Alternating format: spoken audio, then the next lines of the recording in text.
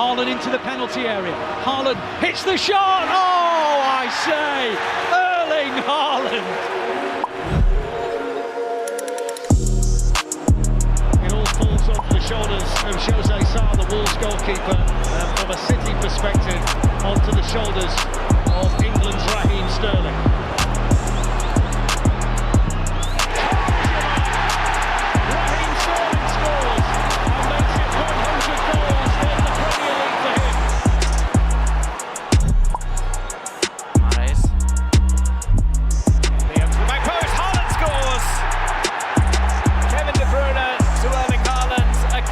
Combination already for Manchester City.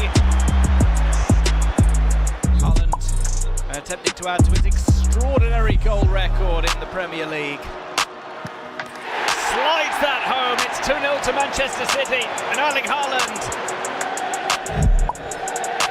City won the ball back here, it's played to Haaland, Haaland hat-trick! 3-0 to Manchester City, another Premier League hat-trick for Erling Haaland. So Haaland has the opportunity to give City the early lead as we click towards the end of 12 minutes, and Haaland scores very, very comfortably, and City have the lead inside 12 minutes. City have got it with De Bruyne. De Bruyne advances, plays it through to Rodri in the penalty area, and Haaland at the far, 2-0! Rodri assist, Haaland header, City 2, Wolves 0. Michael Brown was a penalty taker of note during his time. What do you do when you take the second one? That's what I was wait a little bit longer? To ask you. Do you wait longer? What do you go the same side? Let's see. So I always think it's harder the second time around. Haaland scores. Wasn't that hard? This time Jose Sa did go the right way.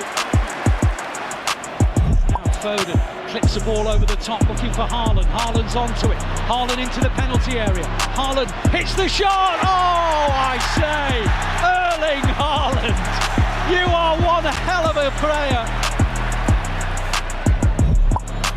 City won the ball back. Rodri's got it on the edge of the area. On it goes to Alvarez, who scores on his 100th City appearance. That's the way to say 100 up for City. Doku, still Doku, brings it back, Kevin De Bruyne! On his penultimate appearance at the Etihad, on his return to the starting lineup, Kevin De Bruyne scores for Manchester City.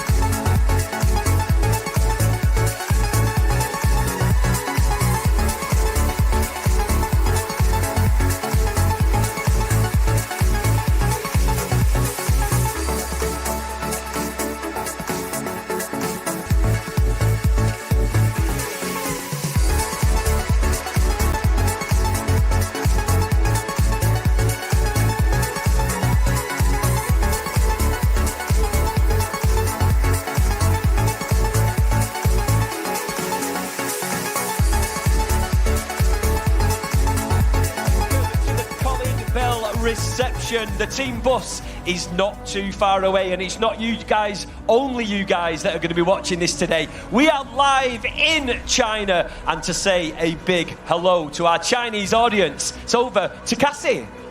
Hello， 大家好，我是小唐，再次向各位在深圳观赛的球迷朋友们问好。那球队大巴马上就要抵达现场了，让我们一起来看看今天哪些球员进入了大名单吧。Thank you very much. And the team bus will be here very shortly, so get ready to make some noise for Manchester City!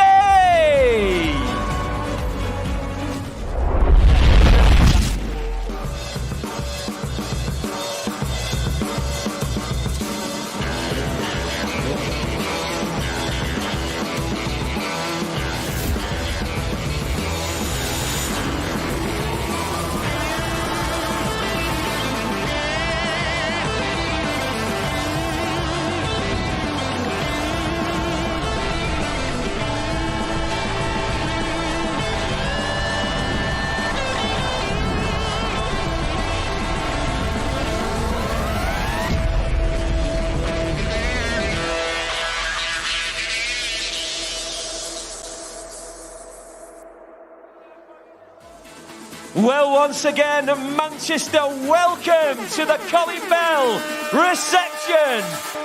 It's a beautiful day, so let's get ready to make some noise once again for our Manchester City.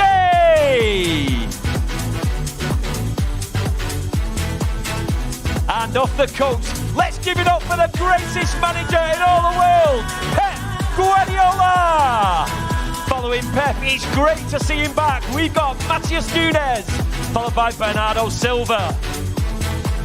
And next, off the bus, Gigio Donnarumma. Following Gigio, one of our winter signings, make some noise for Antoine Semenyo and Omar Marmoush. Following Omar, we've got Davai Makassa, we've got Rodri, Tajani Reinders, and Rico Lewis.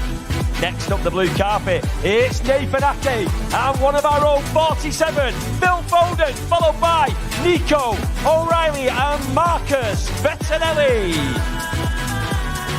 And let's give him a big welcome, our 2nd January signing. Make some noise for MARC GUÉHI, followed by Max Lane, James Trafford, Kadir Kushtanov and Rayan Aït-Nouri.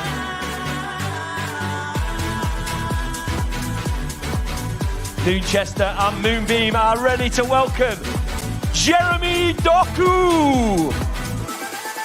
And our number 9, the striking Viking, Erling Haaland, followed by number 10, Ryan Shirky.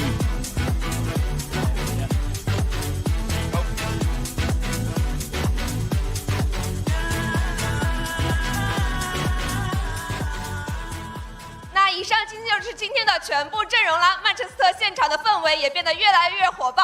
那也希望各位在深圳观赛的球迷朋友们观赛顺利。最后预祝今天曼城可以取得好成绩。Come on, City! Thank you very much, Cassie, and hello and goodbye to everybody over in China that are watching Manchester City. And I want to say a big thank you to everybody down at the Colin Bell reception today. It's been a good start to the day. The sun is out and City are in the building ready for this 3 p.m. kickoff. We've got plenty happening before kickoff. A little bit later on, we'll be chatting with the former Man City and Wolves player, Carlo Nash, and the man who managed Wolves and played for City, Mick McCarthy. So plenty more to come. Enjoy the day. Manchester City fans, welcome to Matchday Live and welcome to Shenzhen here in China. We are in the heart of the city at this incredible light show, and we are building up to this all-important Premier League clash as we welcome Wolves to the Etihad Stadium. City hoping to bounce back and secure an all-important 3 points as they chased out Arsenal at the top of the table. But before all of that, what a show we have in store for you. I'm going to be live from Shenzhen here in China alongside Scott Carson and Nedum. We're going to be linking up with FG and Joleon, who are live from the Etihad Stadium in our studio, and we are going to be bringing you you all the build-up, exclusives, and bringing you all we got up to here in Shenzhen. But first, let's kick off with an exclusive. Next year, China are celebrating the Year of the Horse. So to celebrate, Puma are launching a brand new kit. No one has seen it until now. Here it is, a first look at Puma's brand new kit, celebrating the Year of the Horse.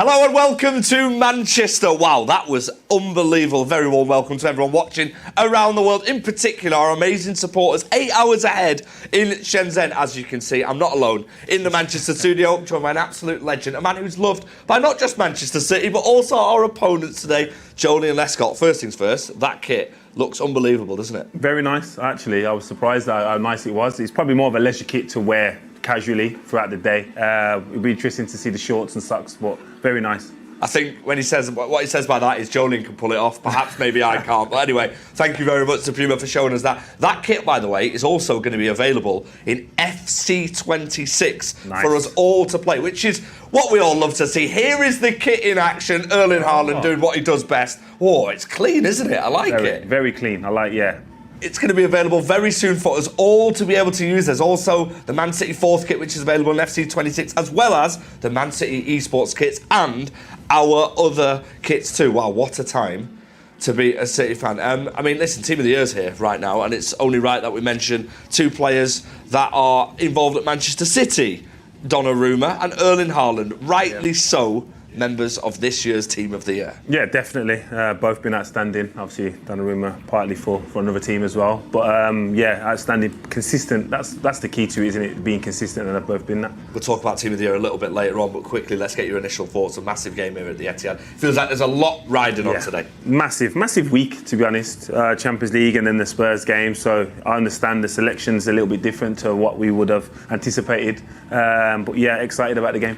I mean, when you look at the atmosphere here in the Etihad Stadium as well, nights like, or afternoons like today, Saturday 3 o'clock, it doesn't get better for a football fan. You expect the City fans to bring the noise as well. Definitely, I think after the last two results, I think they'll definitely realise how important they are to the team and play their part. And it's not just, of course, here that's going to be bringing the noise. It's going to be China as well, Shenzhen, and that's where we're going to be heading to reveal our team news very, very shortly. I mean, anything that you're expecting before we hear it?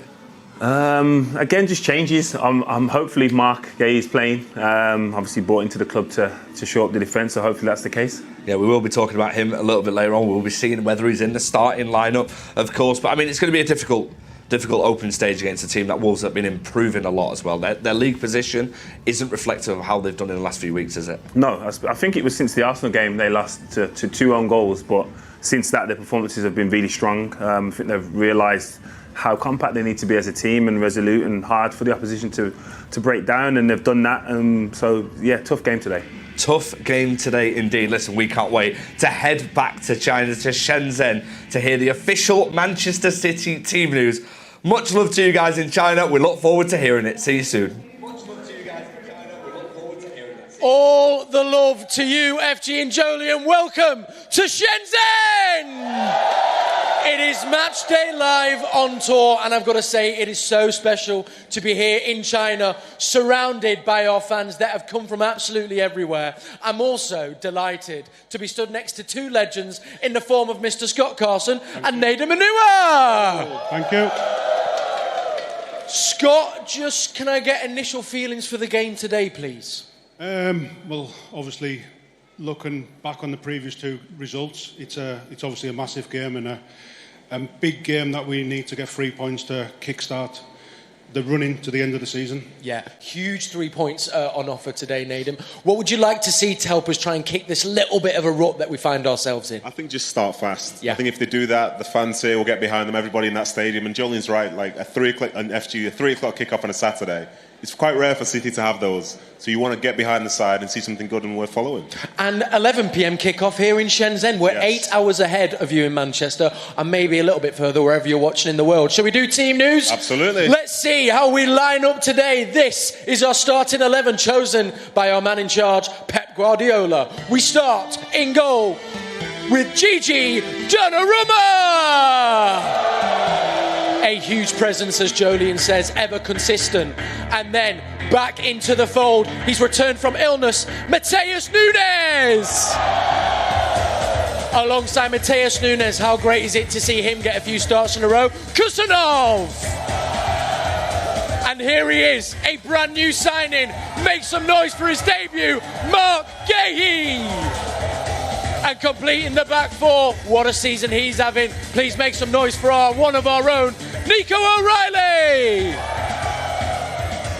We move into midfield, and how great is it to have that man back? He's a fan favourite, it's Rodri! Alongside Rodri, the man I love so much, he doesn't stop running. Make some noise for Bernardo Silva. And completing the midfield three, a man who likes the ball at his feet and hopefully a few goals to say, Tajani Reinders.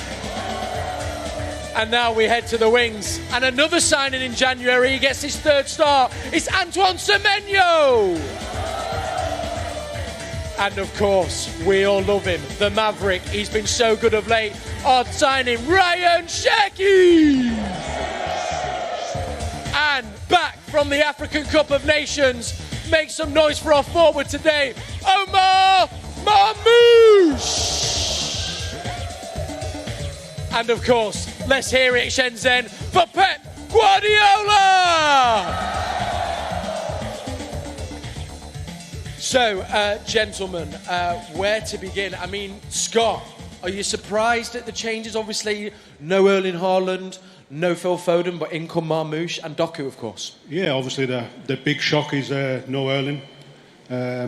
Maybe he's having a rest. Yeah. But it is still a big shock when the big man's not playing. Yeah. So, but no, if you look at the front three, there's still a lot of attacking there and a lot of firepower, so I'm looking forward to seeing the three in action. Yeah, really, really exciting, Nedum. Of course, as well, it'd be remiss of me not to come straight and talk to you. You want to talk Marc Guéhi? I'm going to talk about Marc Guéhi. Let's talk about Marc Guéhi. Of course, £20 million signing, only arrived last week, straight into the fold.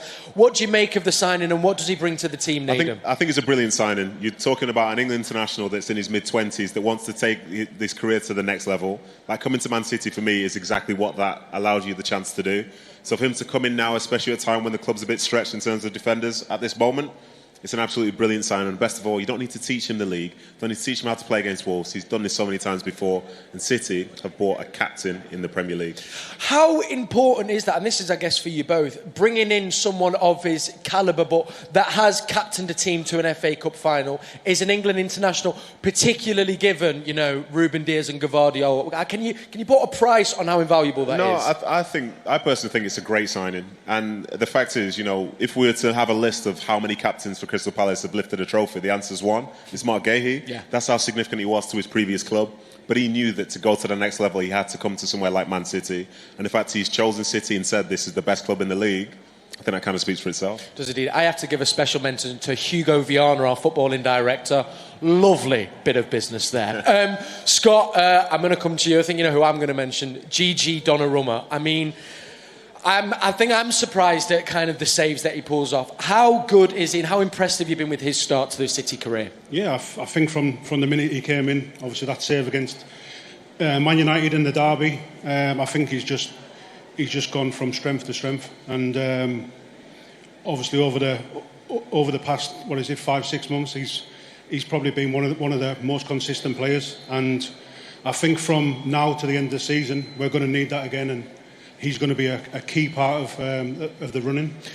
For the defence as well, I mean, particularly before we got those injuries, I think we'd conceded 2 goals in 8 games. You'll know when you've got a keeper like that in between the sticks, does it ripple confidence to the rest of the team, particularly the back four? Yeah, of course, because like I said, he came in on day one, made an unbelievable save in what was a massive game, and especially for your debut. So, no, but I think not just the defence, the whole team have probably been really impressed with how he's came in, how he's gone about his business, and like I say, he's going to be so important these last few games to the end of the season. Absolutely, of course, and another leader as well. Of course, been playing since he was 16. Yeah. Before we head back to Manchester, Scott pointed out there brilliantly, we've got dynamic wingers on the pitch today, Semenyo and Doku. What do you think the thinking is there? Obviously, it gives Foden and Haaland a little break. Marmoush as well, a lot of pace there. Yeah, there is a lot of pace in the attack, and I think what I like best of all is it's great to see Marmoush come back in because it can be different. I think in times gone by, it's like Erling or it'd be someone like Mukasa on the bench, for example, and he's trying to figure out how to do it as a professional. But I think City's attack with Shirky and those in there, like Semenyo started so well, hasn't he? Yeah. So it's good that the manager can pick and choose what he wants for any particular game because more often than not, he picks the right combinations. He does indeed. Well, what a start to the show. And let me tell you, it's only going to get bigger and better. We're going to keep bringing you stuff from Shenzhen. We're going to see what these gents have been up to while we've been here. I'm going to chat to some of our fans here. But before that, I want to hear what Joleon's making of the starting 11. And FG, how are you feeling about the game, my friend? Thank you very much, Kel. You know what? I'm feeling good. It's always easy when we're listening to two great gentlemen in yourself there in China, and also, of course, Mr. Joleon Lescott too. We've just seen the Manchester City team, like we just said. We're going to start with the front line, like we said. Omar Marmoush, what an opportunity for him. We know how good he is. He got goal of the season here at the Etihad last season. How excited are you to see him in action today? Yeah, very. I'm sure he's raring to go. Obviously, not played for the club for a while, so I'm sure he relishes the opportunity to start. He tends to perform here and score world-class goals, so hopefully that's the case today. When you see, as a defender, preparing for a game against a team like Manchester City, who are sometimes unstoppable in attack, and you're preparing to play potentially against Erling Haaland, how much of a different proposition is Omar Marmoush, and what are the differences you would be looking at in terms of playing against both of them? Obviously the physical aspect, the styles of play are totally different. Marmoush wants to operate in probably deeper roles and probably gets more frustrated when he's not involved. I don't think he could operate the same way as Erling and not have as many touches. I think he goes looking for the ball, so it's just a different type of concentration for various reasons. Yeah, you may not be up against Marmoush as much as you are Erling, but they're equally as effective. Yeah, absolutely, and we have to talk about that man on the screen right now. Antoine Semenyo, he's here. He's started off really well.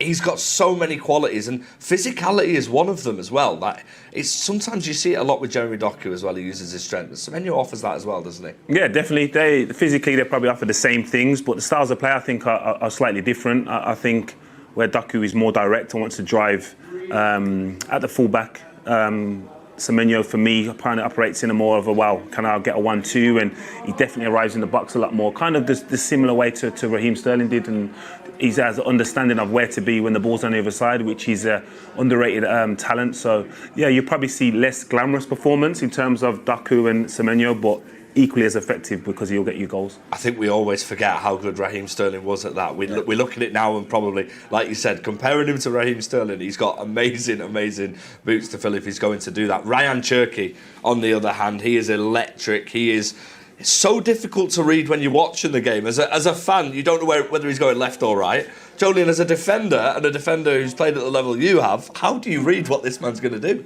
Well, you don't. You just try to force it down a way that it's more obvious for a teammate. Again, he has the capabilities and the ability to go both sides at any given time and cause you problems. So what you want to do is try to make it predictable, because you're never going to want to get one-on-one with him because he can expose you. So you would just try to make it a bit more predictable so your teammates can see and recognise what the outcomes are. It's been a little bit of a difficult week for Manchester City. I mean, uncharacteristic, where we look sometimes a little bit flat in our last couple of games. I want to talk to you about Rodri, the Ballon d'Or winner. Of course, he's coming back from a long-term injury. Of course, midweek was not a great night for him in terms of the two bookings and overall. We expect him to, with games, get rhythm. That's really important for a footballer, isn't it? Oh, very important, especially when you've been out for such a long time, having experienced that. It took a number of games, and it's different when you're at this level, because I was doing it where the team needed me. I was at Wolves and the team needed me to play, so I was able to get rhythm while making mistakes, where obviously we can't afford for anyone to be making mistakes what we're trying to achieve. And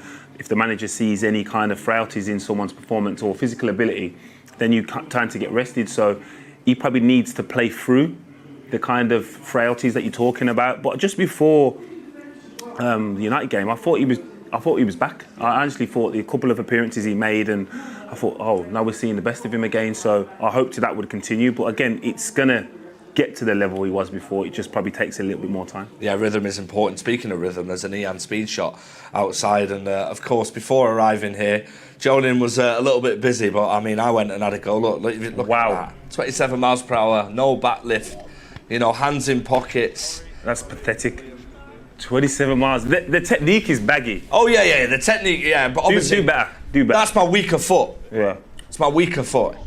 That's my weak. Yeah. I don't think you've got a strong foot. Well, that was my next point. But I mean, that's better. Target accuracy. 35 miles per hour. But on the target as well. See, nice. All I need is Joleon in my ear, right? Nice. I mean, I know they're probably laughing at us in China at that as well.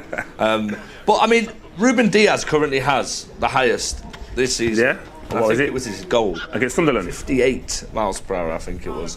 Is that all? And that was 35. So I mean, what would Joleon Lescott do now? Because when Joleon, what would you do now? I'll do more than 35, but not as much as 58. Yeah, I'm not a bar, you want. That wasn't my thing, to be fair. Yeah, I mean, he says that, but he was a goal scorer. Wasn't we can do our research. You score goals, Joleon, as well. I mean, we're going to head back to China, but I want you to ask a question to Nedum and Scott. Anything you like. Anything. You can even ask Kel one if you want. Kels. Good to see Kels. I ain't seen him for a while, so hello, Kels. Nedum and Scott, what is the biggest surprise elements to the selection? Was you anticipating a different selection? Well, there you go. Over to you guys in Shenzhen.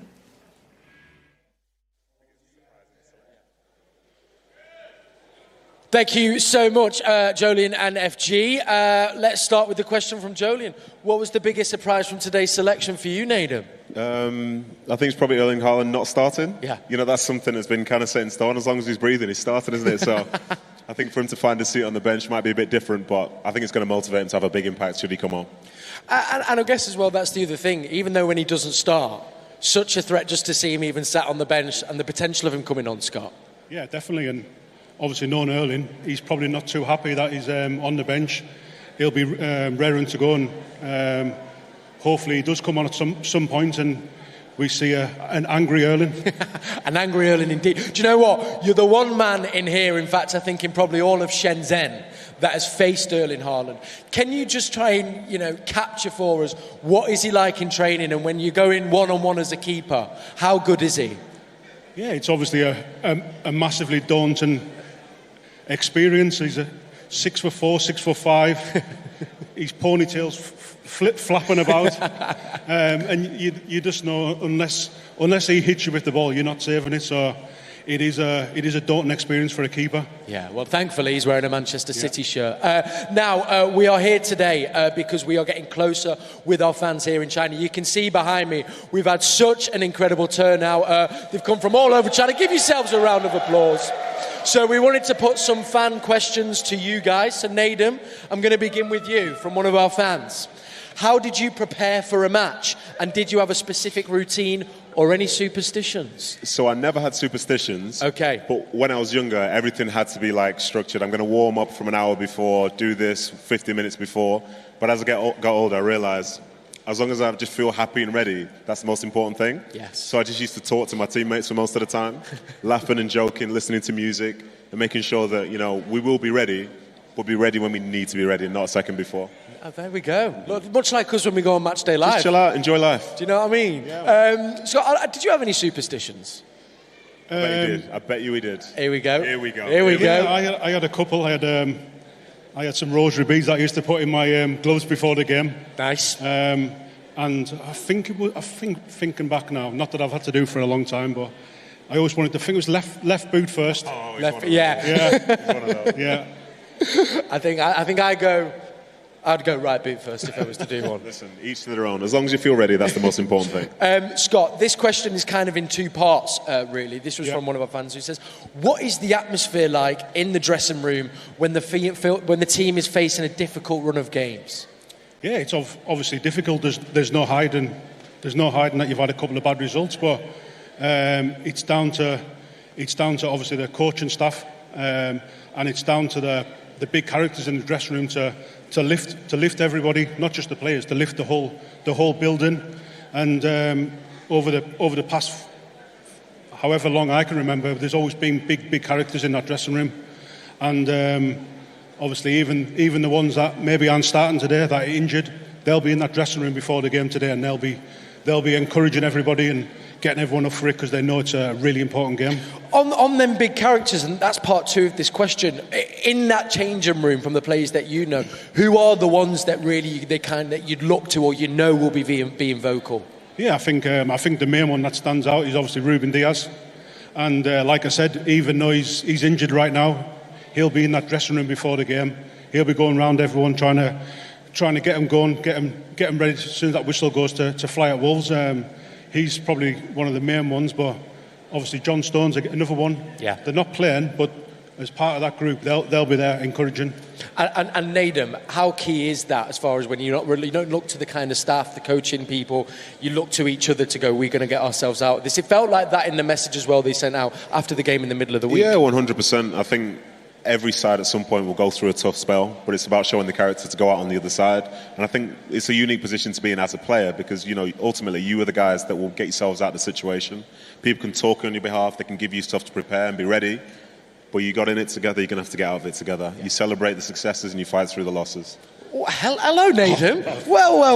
I've got nothing more to say. I'm done. Gold dust for us here in Shenzhen. Now, I didn't think I could add any more legends to this stage, but I would be wrong. Now, those familiar with Matchday Live will know this person. I have been so excited for this moment because we've met online, we've met virtually, but now we get to meet in person. He is a massive Manchester City fan. He is ever present on Matchday Live. Please give a very warm welcome to one of our own. It's Wade! Come on, son! Oh, get in here. Wade, it's great to see you. There you go with Nedum. Face this way for the cameras. There we go. First of all, how are you feeling today about the game and being on Matchday Live in person? I'm so excited because before we were online, right? Yeah. And this time we were face to face. Just amazing. And that is the beauty of Matchday Live on tour. Yeah. So, wait, you've got a question. What is it? Yeah.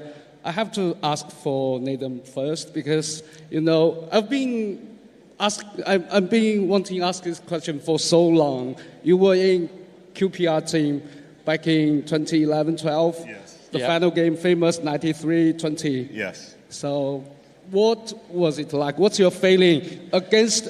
Because you know you are a City graduate, so. Yeah, so that game in 2012, I forget what score it finished. 3-2. 3-2. Oh, 3-2. 3-2. Oh, okay. City. But that was one of the strangest games I've ever played because it's the first time for me playing against the side that I supported and the club that I supported. Yeah. And I didn't know how to do it.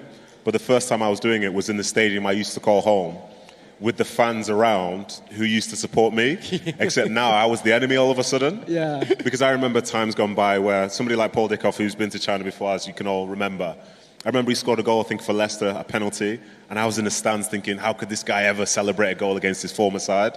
Well, all of a sudden, it's like, what do I do now? And we were winning the game 2-1. It was so strange, the tension, the stress in the air. And then City obviously come back and win the game. And to know that I was part of one of the most famous games in the history of football, it's an amazing feeling. Obviously, I would have preferred to be winning the league title. Yeah. But to be out there on the field and to know you're only one of, say, 20-plus people that did it, wow.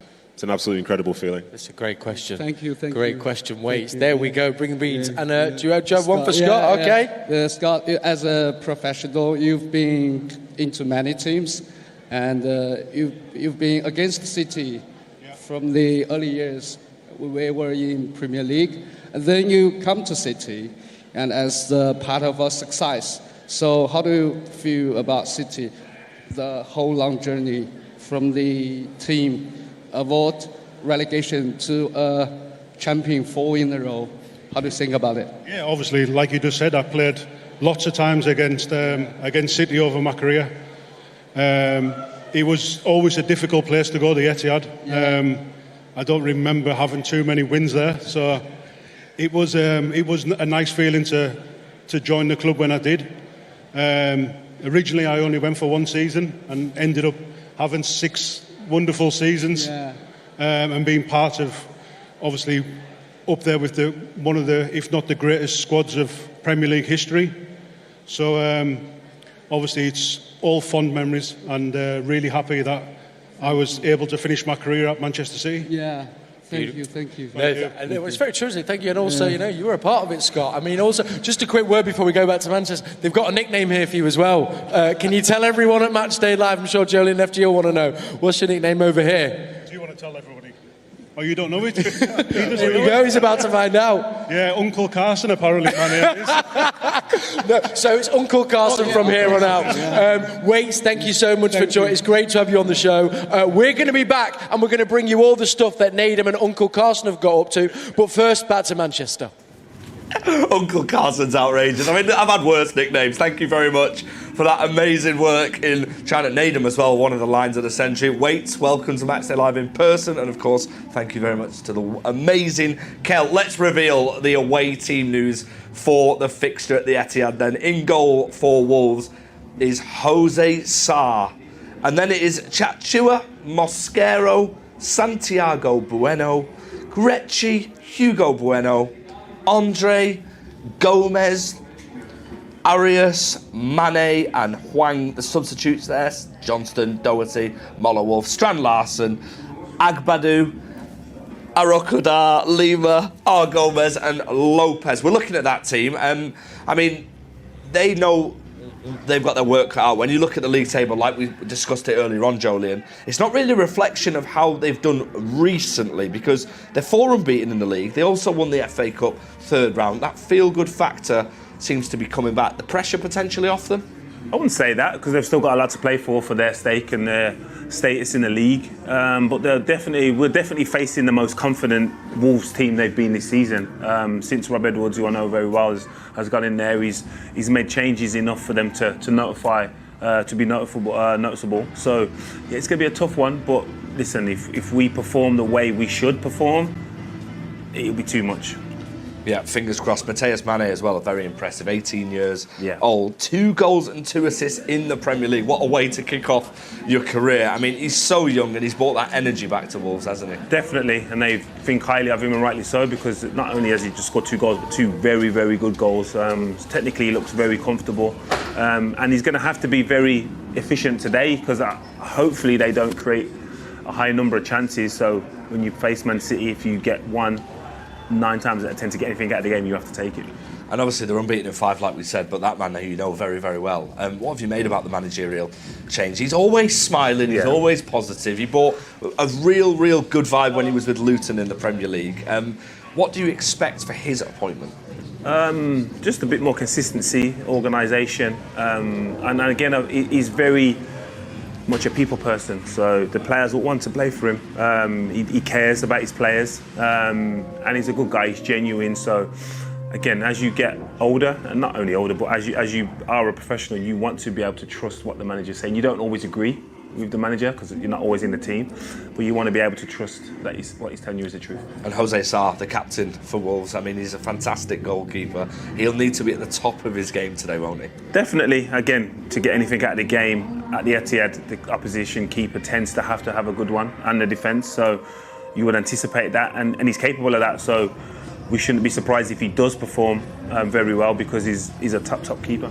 And quickly, let's touch on your time at Wolves. I mean, the Wolves fans absolutely adore you. Yeah. You're always smiling when you talk about Wolves as well. Great memories for you. Very, very good memories. Probably love me more than the City fans, to be fair. I'm not sure. I think when you grow and you're developed at a team, they have a fun, you have a fun relationship with each other, and that's the case with me and Wolves. And yeah, unfortunately, I didn't get to play with Wolves in the Premier League, but we had some great times. Yeah, Mick McCarthy's here as well, actually. We're hoping to get a word from Mick McCarthy at some point throughout the show. But I'm not sure about loving you as much as City fans, because this man is, of course, loved. He gave us great memories. It's time to head back to China now, Shenzhen, with Kel and Nedum and Uncle Scott, is it?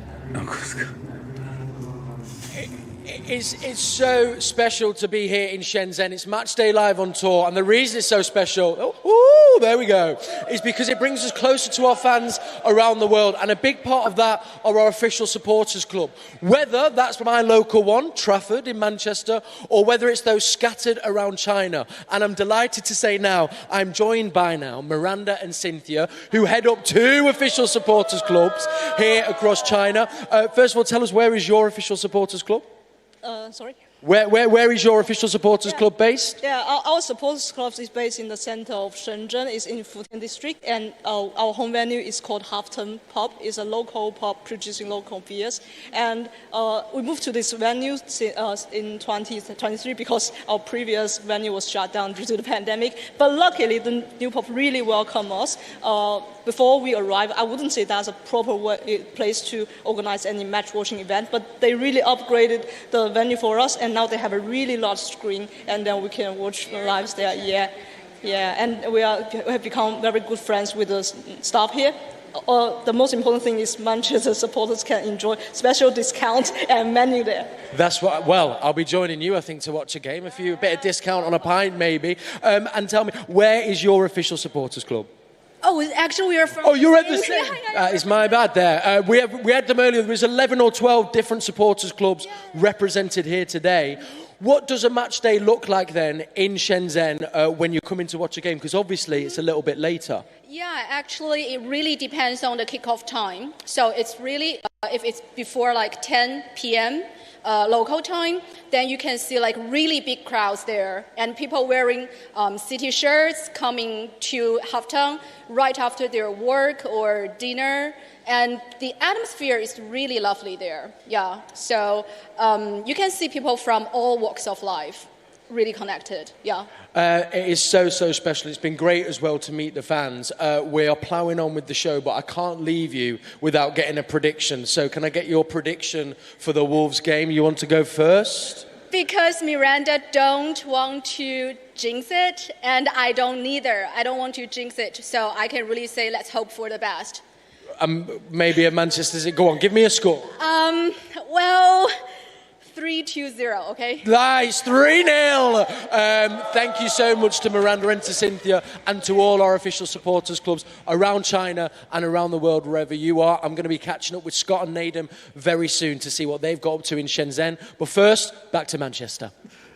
Thank you so much to Kellen. Thank you to our amazing supporters from the Shenzhen Supporters Club. There's an element of typical City there. We don't want to jinx it, and it must be something that just runs through the DNA of the fans. Definitely. Obviously, we know how superstitious people at each other can be. So, regardless to their prediction, I always go with just bet against City because I'm often wrong anyway. So if I'm normally wrong, then I'll bet on the opposition. He's too humble. He's hardly ever wrong. MARC GUÉHI, by the way, Manchester City's newest signing, is making his debut at the Etihad Stadium today. It's only right that we focus on him because it's a man, firstly, that is so highly regarded within the world of football. We've seen him rise onto that international stage in recent times, especially in a World Cup. You know, it's great to see. You actually know him really well, don't you? You've worked with him a few times. Yeah, I know Mark pretty well. Spoke to him before he joined. We didn't confirm or deny anything, so we just had a little brief chat, and he's someone that is a student of the game, and I think he conducts himself. I think everyone's seen that in a manner that is applaudable to him and his family. And it's often said, but I can genuinely say this and mean it, is he's probably more impressive of a human than he is as a footballer, and he's a very good footballer. And what he offers on the pitch is composure, calmness, again, willingness to learn and consistency. I think he operates at a level of consistency that goes unnoticed. I think we often see more glamorous performances from other defenders, but are they able to maintain a top level? And Mark has definitely been able to do that. And leadership-wise as well, at Crystal Palace we saw a massive part of his leadership there as well. And even in the England setup, he's quite vocal when he plays as well. His nickname is in the England setup is Uncle Mark. Yeah, it's Uncle Mark. He's got that about him. So he's wise behind his years. He's still relatively young. So I know he plays with a lot of composure and he has a lot of experience, but he's still relatively young. And yeah, he's someone that's regarded as a top professional player. So I often said in regards to England, I think he's every centre-back's best partner.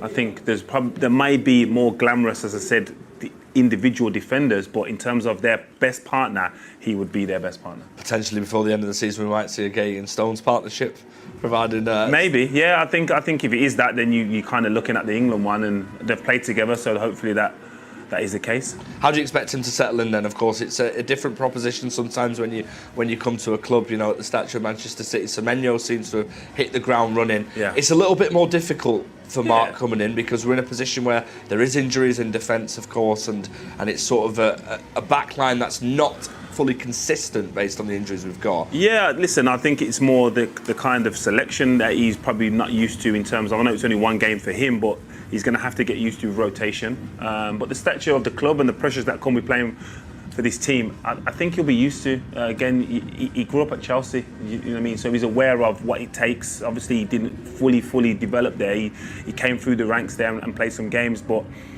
Mark he's a level-headed, he's aware, he's astute, and he's performed for England, do you know what I mean? He's not just come off the fields and in regards to like academies, he's come on with an experience and a level that is operated at a world-class stage, and we have to remember, I think it was in the Euros, he was regarded as the most consistent defender, so yeah, this won't faze him.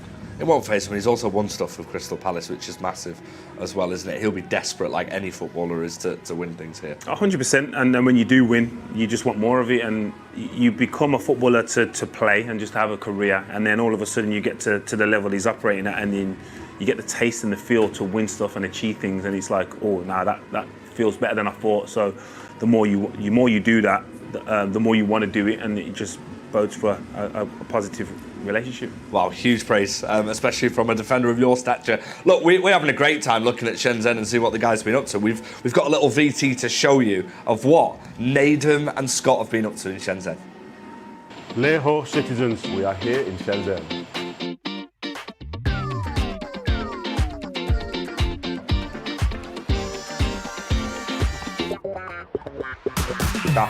Young Cha. Yes!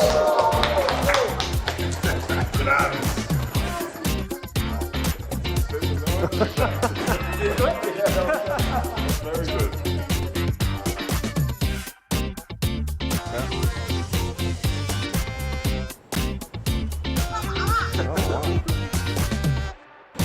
This is everyone shows up.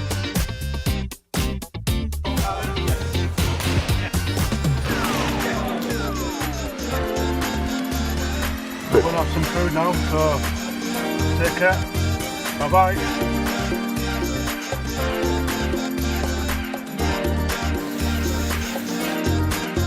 I'm in trouble for. I think we're both in big trouble.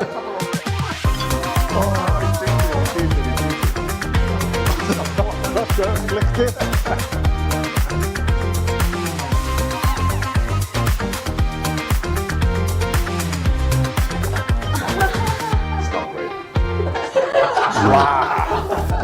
Very loud.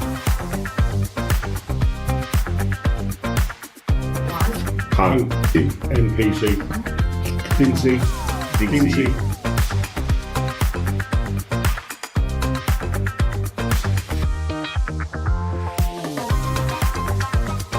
Hang.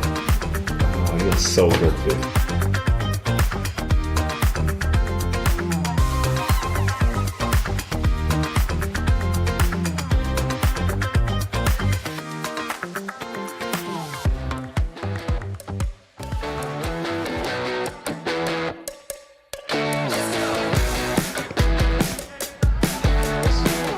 Finish. Oof. Good try, Q. That's not Q.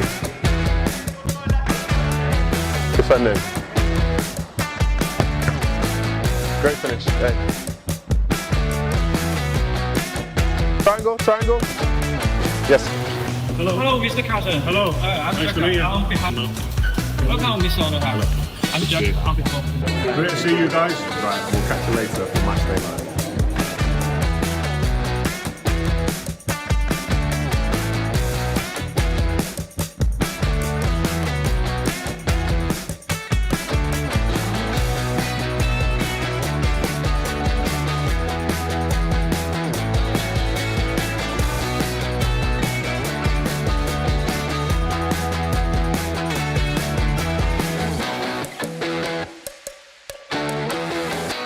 If you've just tuned into Matchday Live, welcome along. Where have you been? If you're thinking, Kel, you're not in the studio. I'm not. I'm in Shenzhen! It's Matchday Live on tour. And you were just seeing there what our legends Scott and Nedum have been getting up to while we've been here. And I have to say, it's been such a special trip so far. We felt so welcome. We've got to meet all the fans here, which are out in their numbers. You've also got to experience the city. Let's begin with the robots. I mean, that looked all very futuristic, Nedum. It was very, very futuristic. He caught me off guard a little bit. When we arrive and a robot runs towards me, I'm like, do you say high five? Do you say hello? I'm not sure, but it's amazing to have been there and to be shown the hospitality, as you've said. It was really, and then, of course, we tried some of the cuisine. Now, Scott, the food it was 50-50, I think, but also there was a special drink that you had that we all tried, and that wasn't for the faint-hearted. It definitely wasn't. I think the drink actually put me off the food. So, and to be honest, when I got back to the hotel room, I wasn't feeling the best, and I got told it was medicine. So I was. Like I said, I wasn't feeling the best for a couple of hours after it. We have to say as well, we were down there, Moroni. It's okay. It's okay. Then, of course, we had the visit to the Puma store, and I mean, we've got to see some of the fans there. More fans came down to there. Just how special is it getting to meet fans, Nedum, from around the world? Yes, it's incredible. I think at times when you're in England, you think that football lives and dies there, and there's nothing else anywhere. But for myself and Scott, we've travelled, we've been in Shenzhen, and we're seeing people coming and talking about games which we've played in, talking about the game that we love, and you realise you have so much in common with people from every corner of the world, especially here. Yeah, it's so true. And then as well, you also get to meet some of the young people taking part in the football schools. Tell us about them football schools, and what was it like meeting the young people, Scott? Do you know what? It was brilliant, especially today. It felt like me and Nedum got our boots back on. We had a little kickabout. Felt a little bit stiff, not as sharp as I used to feel, but no, it was brilliant going and seeing the kids, and like we said before, the talent that we've seen was really, really high level, and the physios, the coaching staff from Man City. And no, it was a brilliant day. We really enjoyed it. Yeah, we got to see some of the coaches earlier as well, and there were two young people here as well. They're out in the crowd somewhere who spoke so well as well. Yeah, might I add. Nedum, I wanted to mention this because, especially coming from supporting City at Main Road, to then be stood here in Shenzhen in China. I mean, and you've also been to Beijing. I know Paul Dickoff has been all around China. To see the fan base feels so special, and one, we appreciate the support, but I never thought we would be here all wearing Manchester City shirts. No, not at all. I was at the club when I believe they first went on tour to China. I think this was maybe 2006, and at the time, people, they like City, but now people, they love City. And it's rightly so. For me, it's the best club in the world, and you can see how much they share that feeling with us. And Scott, you obviously have done pre-season tours. What is it like for you as players when you get to go to different countries and meet the fans there? No, it's brilliant. Everywhere we go, whichever country we go. Obviously, I was only there for the last 6 years, but the support everywhere we go, it's incredible. And obviously, thank you for the support that we've had these last couple of days. The passion that you show is brilliant, and like I say, thank you. I'm so excited because we're all going to be watching the Wolves game together, and I do want to say as well, are we going to be cheering loud for City, Shenzhen? There it is. Come on, City. We'll bring the team up just below your screen if you've just tuned in. Wolves, of course, the 3 p.m. kickoff. Nedum, how are you feeling about the game? I'm excited to watch them, to be honest. I think Scott was saying before about the characters within the group, and this is a good test for them because it's against the Wolves side who, will likely be in the Championship next season, but they have belief for the first time, and I think that's something that away sides need when they come to the Etihad. But I want to see a reaction from the City side, and I think if we do see that, I think it could be a really, really good day today. The one point I did want to ask you, Scott, and Pep spoke about before the game that we've kind of been a bit fragile as a team, and he's pointed out that he knows why we've been struggling to get the results. I heard that and thought the injuries have been huge. I mean, when you lose 10, 11 players, can you underestimate that when you lose that in the squad? No, I don't think you can because of the calibre of players that have gone down that are injured. So it is obviously a massive part of it, but the point I was going to make about the game today, I just love us to come out of the blocks, first whistle, and just have that intensity that we normally have. And I think with an early goal, then it's our game for the taking, and hopefully it's a comfortable afternoon. Yeah, we'll get this place rocking as well. Right, before we go back to Manchester, Nedum. You're not going to say score prediction, are you? Not yet. Oh. No, not too early. No, I would like to know what has been your highlight of the trip so far. Oh, that's a good question. Because you've been up to all sorts. I've done a lot. You've done a lot. I've done a lot. You've seen a lot. I've seen a lot. What's the standout? Do you know what I'll say today? Getting a chance to meet this many fans. This is special because Stop we all have something in common, and that's the love for the football club. So there we go. Scott, what about for yourself? Well, probably for the last 4 years, I've had the robot taking shots of me in Erling Haaland, but to turn up when we first landed and have a natural robot having a shot of me, it was quite surreal. So I would have to say that. That's hey, you saved it, by the way. Don't forget that. Yeah, of course. Listen, you never lose it, Scott. Stick with us because I've got a surprise in store for you, Scott. I'm not going to tell you what it is, but make sure you keep watching at home. We're going to get to that in a little bit. But first, we're heading back to you in Manchester. Shenzhen, make us some noise. Wow, they are definitely bringing the energy. It's great to see everyone in Shenzhen. We're loving every moment of this. Great to see you guys having an amazing time. It's now time to talk about the EA Sports FC26 Team of the Year. I mean, of course, everybody who plays the game knows that this is the best time of the year for any FC fan. We're going to reveal the men's Team of the Year for you, and I want your critique, if possible. In goal, of course, it's Gigio Donnarumma. I think deservedly so. We'll go through the team first, and then we'll speak about it man to man. And then you've got Jules Koundé at right back, and then William Saliba and Virgil van Dijk at centre back. Nuno Mendes, a 97 rated item, one of the highest rated in Team of the Year, is the left back, and the midfield is Pedri, Vitinha, and Declan Rice. Onto the forward line, it's Dembele, Kylian Mbappe, and Erling Haaland. First things first. That's the calendar year, right?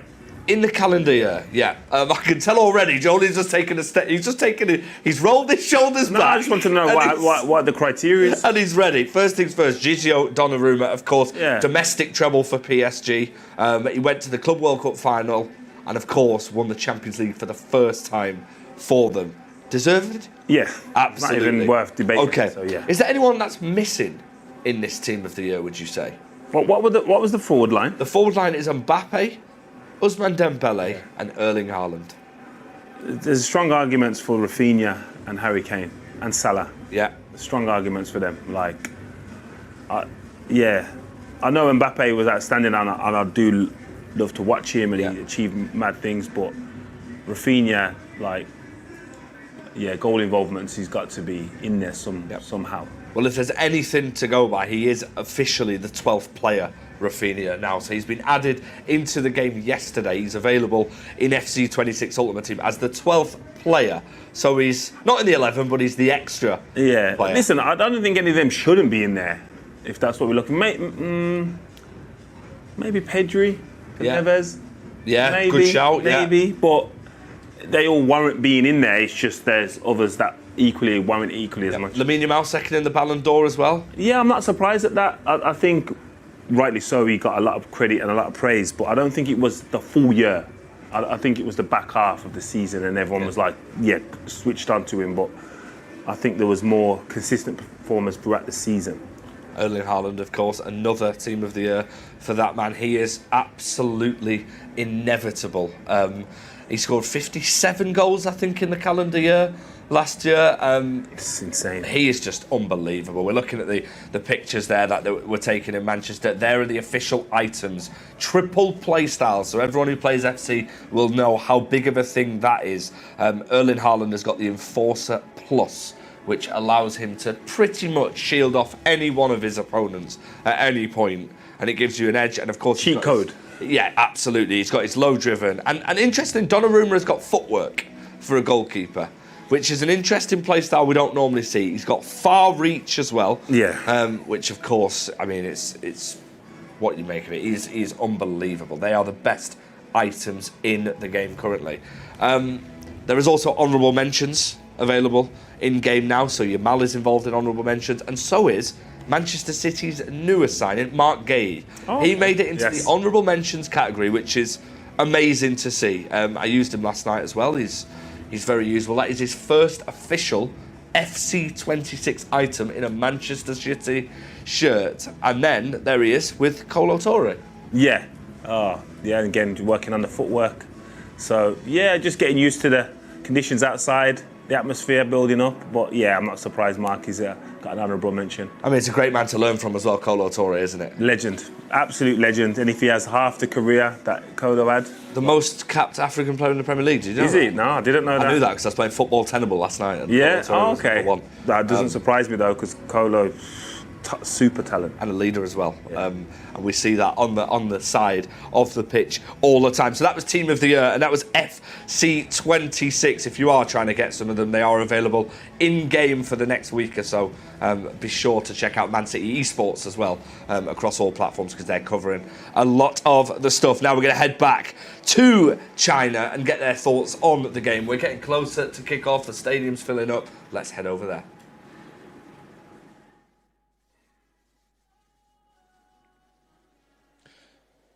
Thank you so much, FG and Joleon. We are back in Shenzhen. I'm alongside Scott, Carson and Nedum Onuoha. We have got just under 20 minutes till our 3 p.m. kickoff against Wolves. Now, I said I had a surprise in store, and I always deliver like Erling Haaland.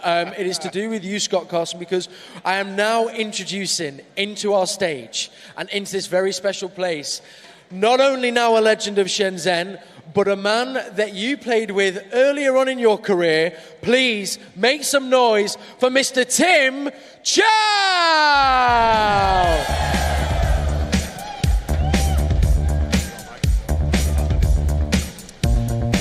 Tim Chow, now for those who did not know, actually played with Scott back in his younger days coming through the academy, and now he's signed for one of our own, Shenzhen Peng FC. Tim, welcome along. Great to see you and great to have you on the show. Tim, let's begin, of course, with the chance. We're facing this way, sorry. Not we're facing to the crowd. Tim, you've signed in the summer for Shenzhen Peng FC. Of course, for those who do not know, part of the CFG family. How delighted are you with the move?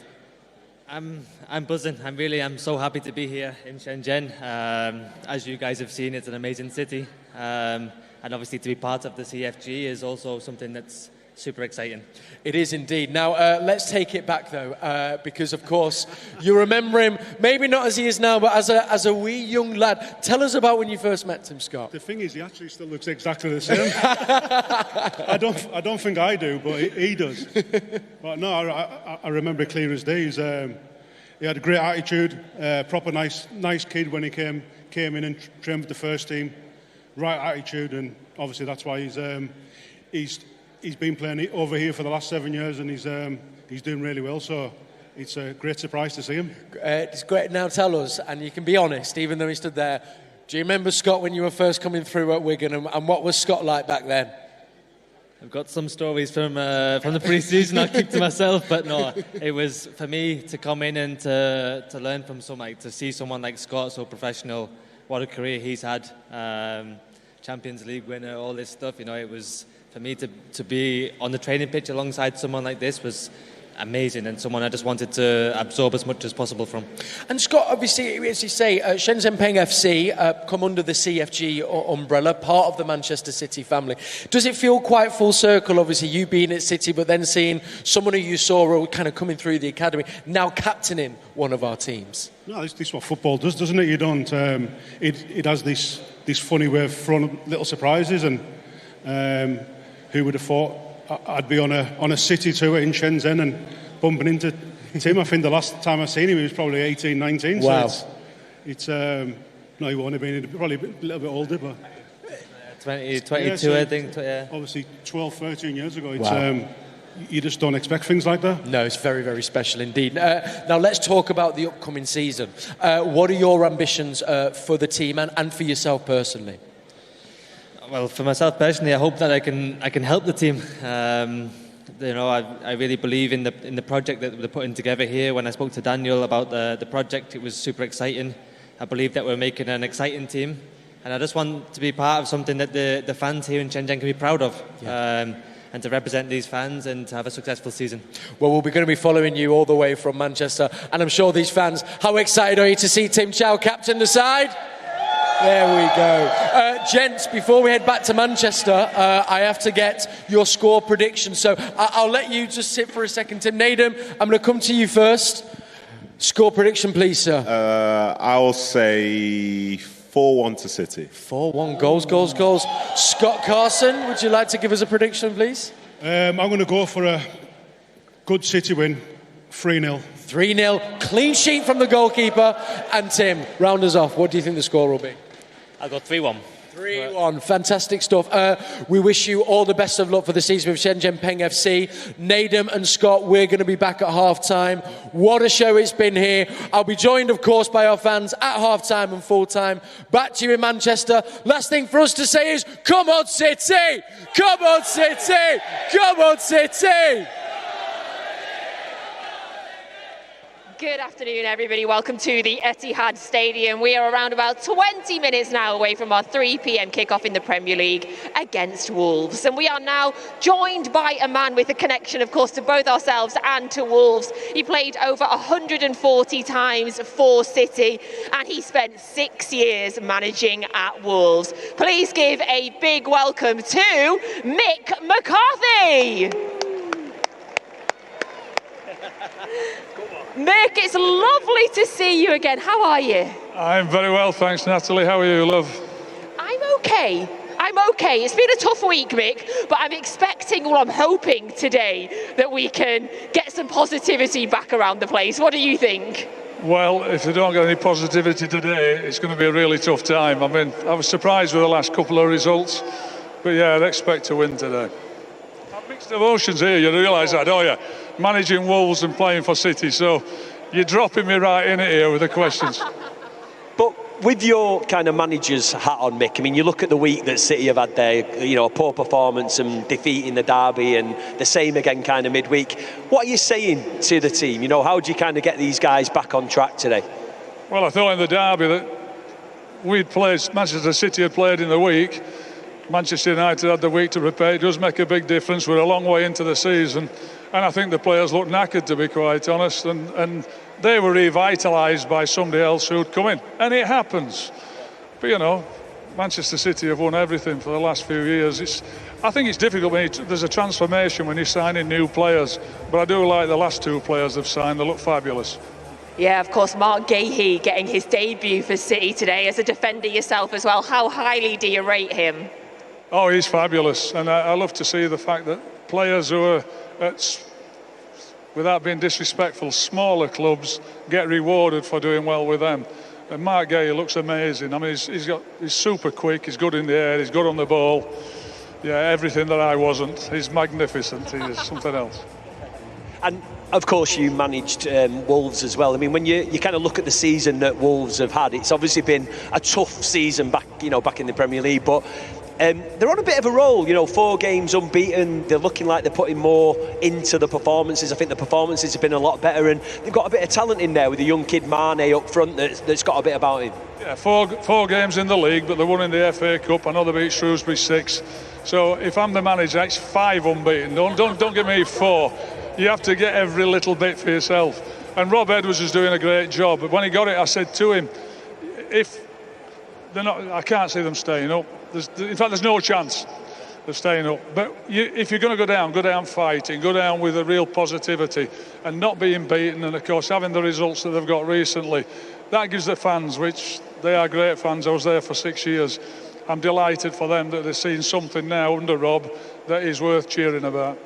As fans, I think that's all we want most of the time, that we're watching players that go out there and try and really give it and fight for the club. You want to see them running round, fighting. First and foremost, I'm not bothered whatever else I ask my players to do. Run around, be aggressive, tackle the opposition, try and stop them. If it turns out you're not good enough, I'll accept it if you try your best. And even if you're not good enough and you've done that, we'll love you as fans because you've given your heart for us as well. In terms of since the new manager went into Wolves, have you seen a change in Wolves? Do you feel more positive about the season or about the future? Well, since Rob took over, yeah. I mean, he's had a really good career. He got in, he was at Green, yes, got Luton promoted. He's had a tough time there, which they all do. You get promoted, you get relegated more than normal. They had a great time at Middlesbrough. I think he's turned it around at Wolves. I don't think anybody can make it safe and save them because of where he inherited it. But I'm delighted the fact he's got them looking like a team now and having a go. And kind of finally, from a City perspective, obviously it's not been a great week. It's amazing this. I can hear you better without the microphone, so let's have a look.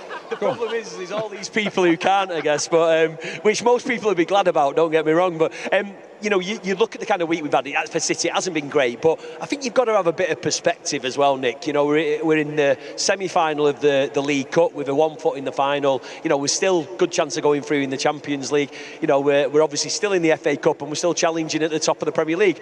I think perspective has got to be kind of seen, and I guess when you look back at your time with the club, you'd have dreamt about a season like this. Oh, this is nothing like I was at, mate. I was at Main Road. I was at the training ground that you wouldn't walk your dog on now, to be quite honest. And I've been to the training ground here. It's magnificent. Everything is just unbelievable. But I'll give you some perspective. So I went to Wolves, and it's nothing to do with that, but it's in my career, so my perspective. We draw the first game at Plymouth, we win 7 on the bounce. We lose 2 and win 7 more on the bounce. So we've now got 40 odd points after like 15 games. We went 13 games without winning a game, and we won the league. But during those 13 games, oh my goodness, that was the worst time. And I'm just looking at this, they've lost a couple. It happens. Players get fatigued, you get knackered, things happen. They're still brilliant. Mick, it's been an absolute pleasure. They're still brilliant. What a way to finish. Thank you so much to Mick McCarthy. And of course, Natalie and Danny downstairs. I mean, we're heading into the final stages just before kick-off. We spoke earlier on, the guys did in China about pre-match rituals, Joleon. Have you got any?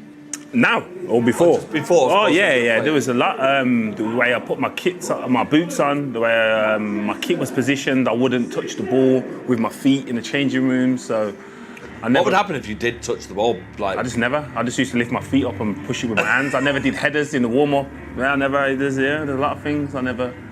Maybe we need to, if you're a young footballer, maybe you need to speak to Joleon. No, you don't. No, it's because they don't matter. And literally, that was the start of my career, and you continue them. But then I got to a stage where rotation was a thing, so it didn't matter how I performed. You're now a striker, though. There you go. So is there any more routines that you do now? I just make sure I'm hat and gloves. I just make sure I'm base layer. I make sure I'm warm. That's it. Keep it warm. You're looking at the live footage as the team is being revealed to our crowd here in the Etihad Stadium. A massive game, like we spoke earlier on about, Joleon. It's been a tough week for Manchester City. There's been a lot of talk, like there always is, because losing isn't expected when you're watching Manchester City. Do you expect them to bounce back this afternoon? Yeah, I hope it. I just hope there's a bit difference in the performance. Again, listen, regardless of anything, results can happen, negative results can happen, and we've played well and lost games. But the performances were, I think the managers always spoke about the performances, and they were the things that were most disappointing, is the way we performed as a team. So hopefully that improves, and when we play well, we tend to win. What a bench that is as well. You're looking at some superstars there. Erling Haaland, Jeremy Doku, Nathan Ake and Max Allain on their seats on the bench. Erling won't be too happy being on the bench. He's not used to it. But I mean, I'm sure we'll be looking ahead because he's got a lot of football and a massive part to play in this season. Yeah, of course. And he won't be happy. No player enjoys being on the bench, but his body will enjoy it. He won't appreciate it just yet, but they will come, whether it's later on in this game or probably in the week. I'm anticipating him starting in the week, definitely, and the next weekend. So when he's running around at full maximum capacity, then I'm sure his body will realise resting for one day is fine. There is a possibility as well for everyone who's captain in an FPL like myself. There is a possibility that he could still get points because he might come off the bench. Galatasaray is the midweek game, but all the focus right now is on Manchester City against Wolves. Exclusive live commentary available from Alistair Mann and Clive Allen. Great to see him joining us as well. Let's head over to them now. Come on, City.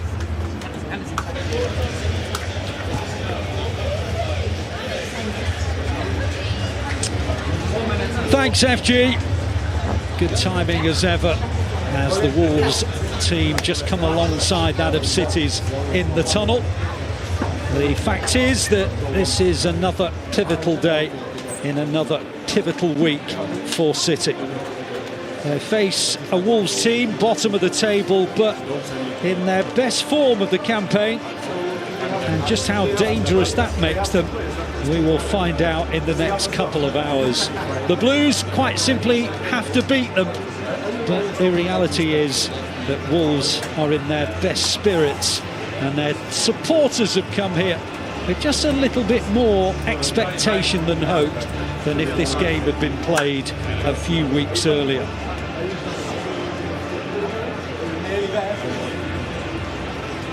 So the signal from the referee for the players to emerge. It is a crisp, sunny day in Manchester. So after 2 disappointing away defeats, City returned to the Etihad Stadium, determined to repair the damage of the last 7 days. They faced 2 pivotal games here in succession, seeking victories in both. The first to bring them within 4 points of Arsenal, and then a victory against Galatasaray on Wednesday to hopefully secure a top 8 finish in the Champions League. But first things first, this afternoon, and they face a rejuvenated Wolves side who, despite being at the foot of the Premier League table, are genuinely starting to show real signs of improvement. And they actually arrive here at the Etihad having secured more points so far in 2026 than the Blues. Well, as this is City's 8th game of a contested January, changes were inevitable this afternoon, and Pep Guardiola has made 5 in all, including a debut for England defender MARC GUÉHI, whose move was completed from Crystal Palace last week. Matheus Nunes is back after illness, Bernardo Silva after European suspension, and Antoine Semenyo as he's ineligible for Europe until the knockout rounds. Omar Marmoush